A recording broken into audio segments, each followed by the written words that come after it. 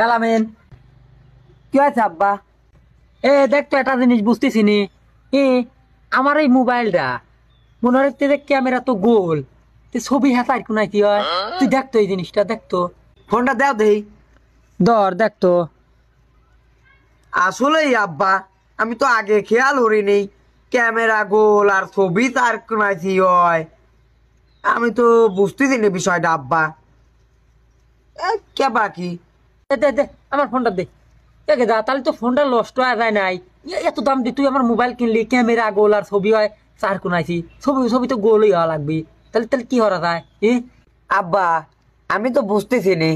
মনে হয় যে ফোন ভালো টিপ্পির পারে, তুমি তার কাছে নিয়ে গেলে বিষয়টা ভালো হবে নি। আর আমি তো মনে করো যে এইটা কি জন্য হচ্ছে আমি তো বুঝতে পারতেছি না আব্বা।